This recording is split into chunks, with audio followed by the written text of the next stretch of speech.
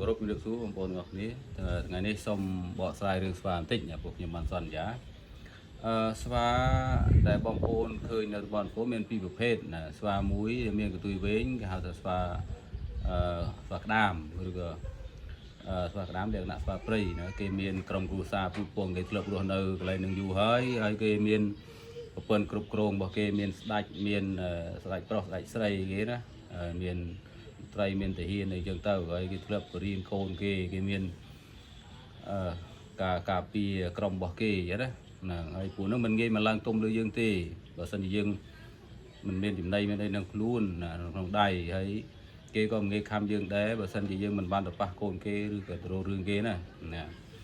ហើយដល់ឡែកស្វាមួយប្រភេទទៀតគឺស្វាទុយខ្លីដែលយើងអាចថាស្វាប៉ាហ៊ីហើយស្វាហ្នឹងគឺប្រភពគឺអ្នកភូមិយើងបានយកទៅលេងចឹងណាយកទៅលេងនៅនឹងតាមដែលខ្ញុំនៅនឹងគឺនៅក្រោយកូវីដទេលេងនៅនឹងខ្ញុំបាននៅនឹងទឿនតាំងពីស្វានៅនឹងស្វាប៉ាហ៊ីនឹងមានមួយក្បាលណាឥឡូវមានច្រើនអាចក្បែរ100ក្បាលដឹងណាអញ្ចឹងស្វានឹងគាត់ធ្លាប់មានពិបត្តិផ្លូវចិត្តខ្ញុំនិយាយអញ្ចឹងណាដែលគេចាំខ្លះគេធ្វើបាបទៅគេចងខ្សែគេដាក់ច្រវាក់អីដាក់ត្រង់អីទៅហើយបញ្ហាដែលគ្រោះថ្នាក់គឺពេលស្វានៅធំមានវ័យលក្ខណៈថាបន្តពូជអាយុប្រហែលជា3ឆ្នាំដោយហេតុតែធ្លាប់នៅជាមួយមនុស្សមានបញ្ហា stress ហើយធ្លាប់តាមមនុស្សផងអ្នកខ្លះធ្លាប់តាមមនុស្សក៏តាមអ្នកខ្លះទៅធ្លាប់មានបញ្ហា stress នឹងអ្វីបន្តពូជអរម៉ូនវិវត្តហ្នឹងទៅខ្លះក៏វាកាចមួមកទៅខំទៅណាអញ្ចឹងពេលបងប្អូនដល់តំបន់គោប្រទេសតំបន់គោធំបងប្អូនអាចការពារខ្លួនបានប្រយ័ត្នតាមលក្ខណៈពិនភាគដែលខ្ញុំនិយាយណាអញ្ចឹងខ្ញុំសង្ឃឹមថាវីដេអូនេះណាបងប្អូននឹងអាចយល់កាត់ក្តីបានហើយបងប្អូនដែលធ្លាប់មកតំបន់គោណាថាស្វាកាយស្វាខំដណ្ដើមហ្នឹងបងប្អូនអាចចំណាំបានក្រោយពីប្រាប់ពិនភាគហ្នឹងទៅថាមួយណាដែលធ្លាប់ខំបងប្អូនខំកូនបងប្អូនខំខ្លួនឯងឡើងភៀវអញ្ចឹងណាយើងកាត់ក្តីខ្លួនឯងហើយខ្ញុំមិនហ៊ានកាត់ទេដោយថារឿងដែលកន្លងមកហ្នឹងខ្ញុំជាអ្នកថតស្វា